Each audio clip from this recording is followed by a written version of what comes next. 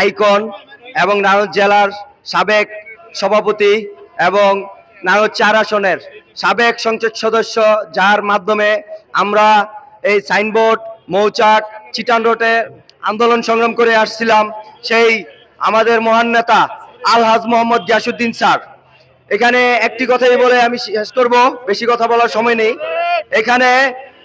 এখানে আমি যেহেতু কিছু সংখ্যক কথা শুনেছি, কে বা কারা ছাত্র দলের নাম ভাঙিয়ে এখানে চাঁদাবাজি করতে আসে, এবং যদি কেউ কোনো রকম চাঁদা দেন সেও আইনের অপরাধী, এবং যে চাঁদা নিয়ে থাকে সেও আইনের অপরাধী। এবং আপনাদের কাছে একটি কথাই বলছি, যদি কেউ দলের নাম ভেঙে চাঁদা দাবি করে, সাথে সাথে তাকে ধরে আইনের আওতায় দেন, না হলে আমাদের কাছে মোবাইলের মাধ্যমে যোগাযোগ করুন এবং আমাদেরকে জানিয়ে দিন কে বা কারা এই স্থান বা বিভিন্ন জায়গা থেকে চাঁদাবাজি করেন।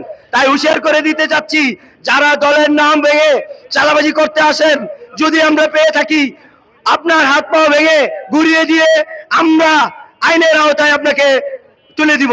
এই বলে আমার বক্তব্য শেষ করছি। বাংলাদেশ জিন্দাবাদ, বাংলাদেশ জাতীয়তাবাদী ছাত্রদল জিন্দাবাদ, শহীদ রাষ্ট্রপতি জিয়াউর রহমান অমর হোক, দেশনায়ক তারেক রহমান জিন্দাবাদ, দেশনেত্রী বেগম খালেদা জিয়ার সুস্থতা কামনা করি। আসসালামু আলাইকুম।